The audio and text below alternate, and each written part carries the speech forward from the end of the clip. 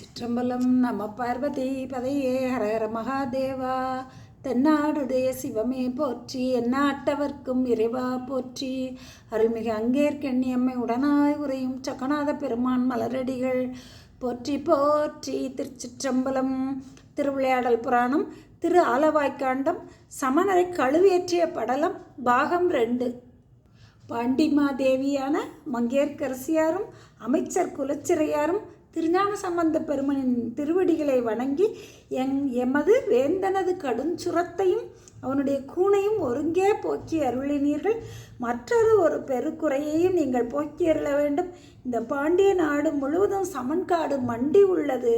அதனையும் முழுவதுமாக களைந்து சைவ திருநீற்றின் நெறியே விளங்கும்படியாக செய்து அருள வேண்டும் என்று வேண்ட திரு ஆலவாய் சக்கநாத பெருமானுடைய திருவுள்ள குறிப்பை அறிந்து சோமசுந்தர பெருமானின் திருவடிகளை தரிசித்து தாழ்ந்து வணங்கி அச்சமணர்களை வாதில் வெல்வதற்கு இறைவன் திருஅருள் புரிதல் வேண்டும் என வேண்டி இறைவனது திருஅருள் ஆணையையும் பெற்று திருஞான சம்பந்த பெருமான் பாண்டிய மன்னனுடைய அரச சபைக்கு எழுந்தருளினார். சமணர்களும் சீர்காழி பிள்ளையுடன் வாதம் செய்ய கிளம்ப அவர்களது மனைவிமார்கள் நீங்கள் ஏற்கனவே பெற்ற வெற்றி போதும், இனியும் போக வேண்டாம்னு தடுத்து தாங்கள் கண்ட தீ கனவை பற்றி சொல்லி தடுக்கின்றார்கள். மன்னன் திருஞான சம்பந்த பெருமானுக்கு செய்யும் மரியாதையை கண்டு பொறாத சமணர்கள் மழலை மொழி மாறாத பாலகனே காக்கை ஏற பணம்பழ விழுந்தது போல பாண்டிய மன்னனுடைய நோய் நீ சிந்திய சாம்பலோ அந்த சொன்ன மருந்தும் மந்திரமாக இருந்து என்னவோ அவனுடைய நோயை தீர்த்து விட்டது.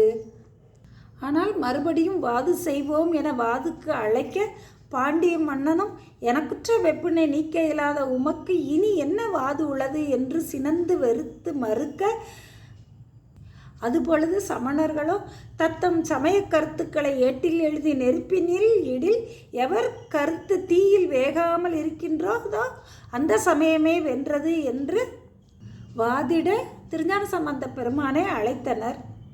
திரு சோமசுந்தர பெருமான் எழுந்தருளியிருக்கும் திருநகருக்கு வெளியே சென்று இந்த வாதை செய்வோம் என்று ஊரின் எல்லைக்கு வெளியிலிருந்து வாது செய்ய வருகின்றார்கள்.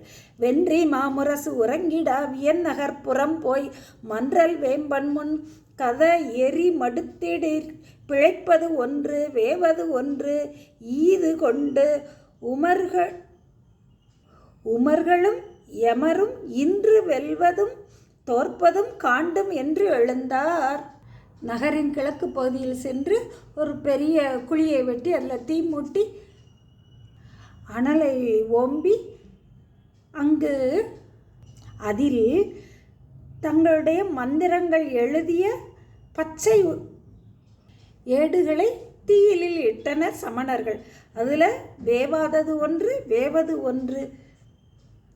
அதையே காரணமாக கொண்டு யார் வெற்றி பெற்றார், உம்மவரா எம்மவரா வெற்றியும் தோல்வியும் பெறுவது பார்ப்போம் என்று எழுந்தருளினர் சமணர்கள். அந்த பெரிய குழியில் நிறைய வானலாவிய மரங்களையெல்லாம் இட்டு நெருப்பை மூட்டினார்கள். ஞானம் உண்ட முனிவர் தம்மை எள்ளி எள்ளி நாயினும் ஈனர் அங்கியை தடுத்து இருப்ப எண்ணாயிரவரானது. எண்ணாயிரவர் ஆன தொண்டருடன் எழுந்து சண்பை வேந்தும் அரசனும் மானனாரும் மந்திர கிழானும் வந்து வைகினார். நாயினும் கடையராகிய இந்த கீழ்மை குணமுடைய சமணர்கள் சிவஞானம் பெற்று உண்ட ஆளுடைய பிள்ளையாரை இகழ்ந்து இகழ்ந்து பேசி அனலையும் எழுப்பி அந்த அனலை தமது மந்திரத்தால் கட்டி தங்களுக்கே அந்த தீ அனல் ஏவல் செய்ய வேண்டும்னு அந்த மந்திரத்தால் கட்டி கொண்டிருக்க, அது பொழுது காளிவேந்தரும் பாண்டிய மன்னனும் மங்கையர்க்கரசியாரும் குலச்சிறையாரும் அங்கு வந்தனர். உள் அவிழ்ந்த முலை சுரந்து ஒழுக்கு பால் அருந்தியே துள்ளியோடு கன்று பின் தொடர்ந்து செல்லுமான் என வெள்ளியம்பலத்துள் ஆடும் வேதகீதர் காதல் கூர் பிள்ளை போனவாறு தம் பிராட்டியோடும் எய்தினார். தன் முலையில் சுரந்த பாலை பருகிவிட்டு துள்ளி ஓடுகின்ற கன்றின் பின்னே தொடர்ந்து போகும் தாய் பசுவைப் போல வெள்ளி மன்றினுள் திருநடனம் செய்யக்கூடிய சோமசுந்தர பெருமான் தம் பிராட்டியோடும் உமையின் பாலருந்தி துள்ளியோடும் கன்றாகிய திருஞான சம்பந்த பெருமான் செல்லும் வழியிலே பின்தொடர்ந்து சென்றார்கள். 8000 சமணர்களும் எண்ணிறந்த மந்திரங்களை எண்ணிறந்த ஓலையில் எழுதி அந்த தீயில் போட்டனர். தீயின் வாய் நிரப்பினார். அனலின் வாயில் மடுத்த அக்கணமே அந்த பசுமையான ஏடுகள் அனைத்தும் எரிந்து கரிந்து சாம்பலாகியதை கண்ட சமணர்கள் சுற்றி இருந்தோரெல்லாம் எள்ளி நகையாட சமணர்கள் மனம் புழுங்கி நின்றனர். விரிந்த வேதனாவர் தாம் விரித்த வேதமை பொருள் வரைந்த புத்தகத்தை வன்கயிற்றினால் வகிர்ந்து தாம் அருந்த ஞான அமுது அளித்த அம்மை பேரகப்படத் தெரிந்த ஏடு எடுத்து அடுத்த தீயின் வாயில் இட்டனர். திருஞான சம்பந்த பெருமான் தான் இதுவரை பாடி அருளிய திருப்பதிகங்களையெல்லாம் ஒரு வளமையான கயிறினால் கட்டி வைத்திருந்த அந்த கட்டில் இருந்து கயிற்றினால் வகிர்ந்து எடுத்து கயிறு சாத்தி அதிலிருந்து ஒரு திருப்பதிகத்தை எடுத்து அன்று தனக்கு ஞான போதகத்தை அளித்தருளிய உமையம்மையின் திருநாமத்தை உடைய போகமார்த்த பொன்முளையாள் என்ற திருநல்லாற்று பதிகம் வரைந்த ஏட்டினை எடுத்து தீயின் வாயில் இட்டனர்.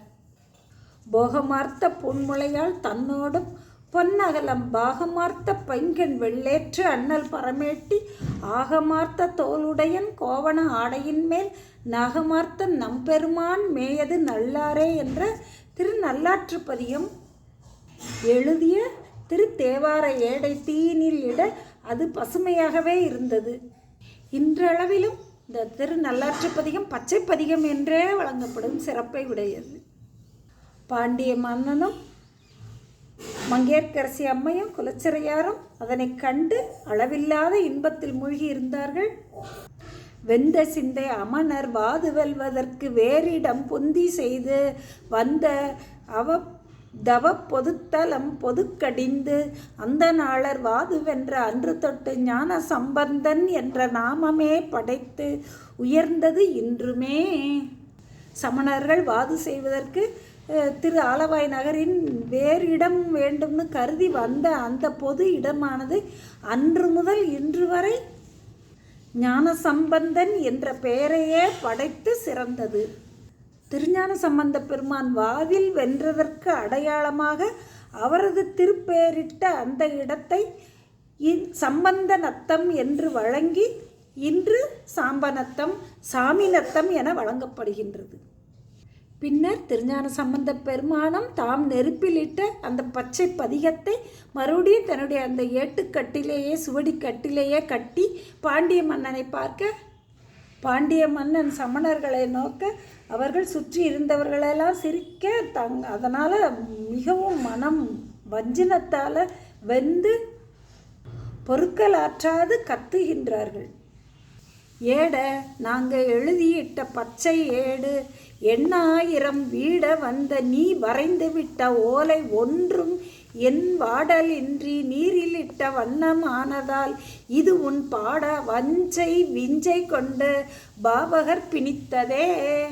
திருஞான சம்பந்த பெருமானை சமணர்களெல்லாம் ஏட என்று ஒருமையால் அழைத்து, எங்கள் மந்திரம் எழுதப்பட்ட 8000 ஏடுகளும் பச்சை ஏடுகளும் எரிந்து சாம்பலாகி இருக்கும்போது உமது ஏடு மட்டும் எரிந்து விடாமல் அப்படியே இருந்தது. நீர் அக்னியை கட்டி ஏதோ மாயம் செய்து விட்டீர். அதனால்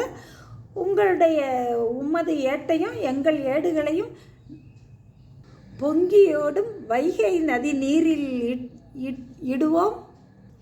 எவர் ஏடு எதிர்த்து செல்கின்றதோ அவரே வெற்றி பெற்றவராவர். அங்கனமன்றி வைகை ஆற்று நீரின் வழியிலேயே சென்று தோற்கும் ஓலை தோல்வி ஒருவருடைய சமயமாகும் என்று எவர் ஏடு வைகை நதி நீரை எதிர்த்து செல்கின்றதோ அவரே வெற்றி பெற்றவராவர். வெற்றி பெற்றவர்க்கு தோல்வி கண்டவர் என்றென்றும் குற்றேவல் புரிந்து கொண்டிருக்க வேண்டும் என்றும் கூறி கைத்தவ குன்று போலும் நின்றனர் குண்டர்கள். வஞ்சமே ஒரு மலை போல திரண்டு நின்றது போல அந்த சமணர்கள் வஞ்சம் கூறி நின்றனர். அதுபொழுது திருஞான சம்பந்த பெருமான் வாய் மலர்ந்து பேசுகின்றார்.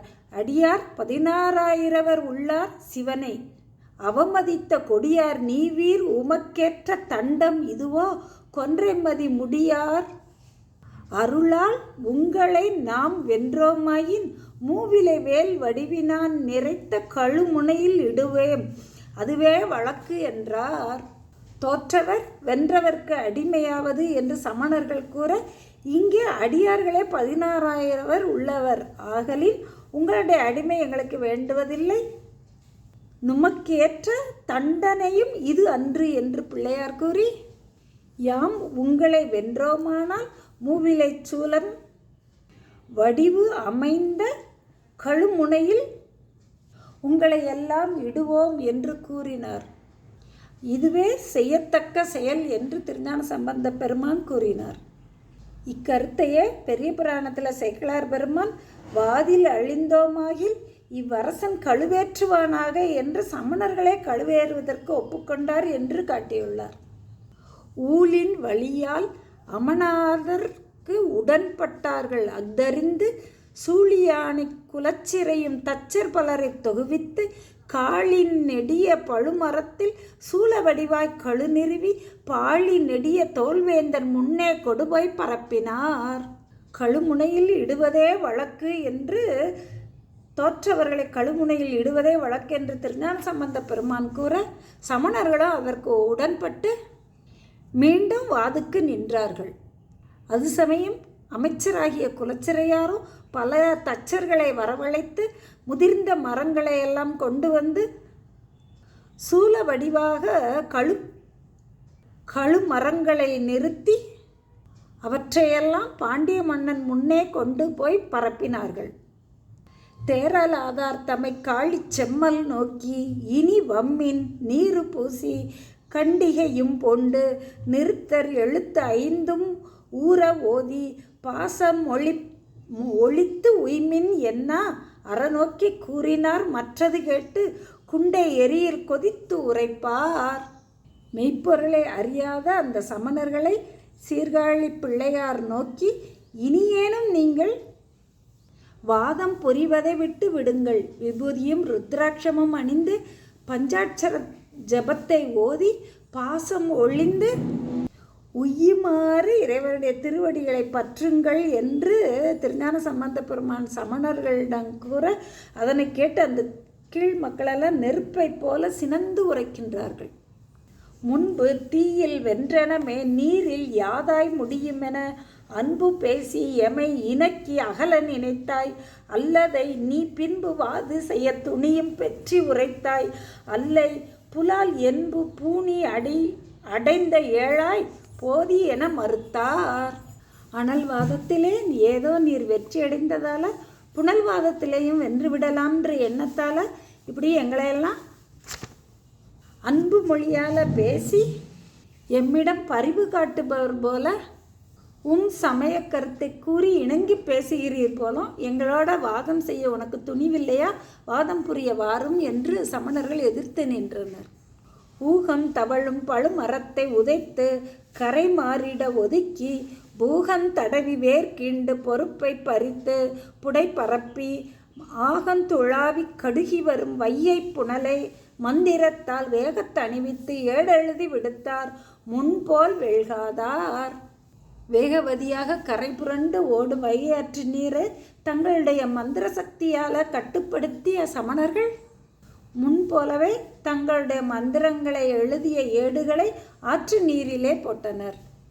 சிறையே புனல் சூழ் வேணுபுறச் செல்வர் யாரும் தெளிவெய்த மறையே வாய்மை உரையாகின் மறைகள் முழுதும் துணிப்பொருள் தான் பிறையை வேணி பிரானாகில் பெருநீர் எதிரே செல்க என முறையே பதிகம் எடுத்து எழுதிவிட்டார் முழங்கி வரு புனலில்.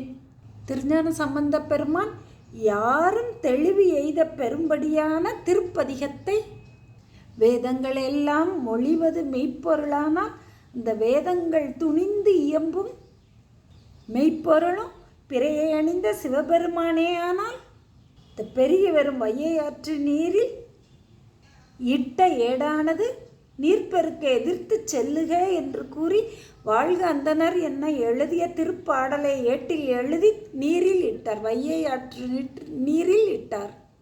வாழ்க அந்தனர் வானவராணினம் வீழ்க தன் புனல் வேந்தனு ஓங்குக ஆழ்க தீயதெல்லாம் மரணாமமே சூழ்க வையகமும் துயர் தீர்கவே என்ற திருப்பாசுரத்தை எழுதி அந்த ஏட்டை வையை ஆற்றில் நீர் பெருக்கில எதிர்த்து செல்லுக என்று அதை நீரில் இட்டார்.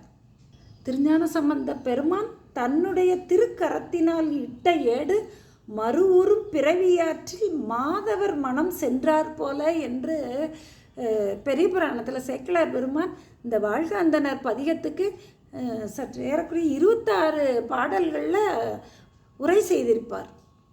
திருஞான சம்பந்த பெருமான் இட்ட இந்த திருப்பாசுர ஏடானது வையாற்றில் எதிர்த்து நீர் கிழித்து போய் இரு நிலத்தில் உள்ளவர்களுக்கெல்லாம் இதுவே பொருள் என காட்டி எம்பிரான் சிவபெருமானே எல்லா பொருளுக்கும் முதன்மை பொருள் இதுவே பொருள் என்று அந்த எழுதிய திருப்பாசுரம் எழுதிய ஏடானது வையாற்று நீரை எதிர்த்து கிழித்து சென்று ஏடானது வையை ஆற்றில் எதிர்த்து செல்ல அது பொழுதே அனபாயன் என்னும் சீர்த்தி செம்பியன் செங்கோல் என தென்னனுடைய கூணும் நிமிர்ந்ததென்றே என்று பெரியபுராணத்தில் சேக்கிழார் பெருமான் காட்டுகின்றார்.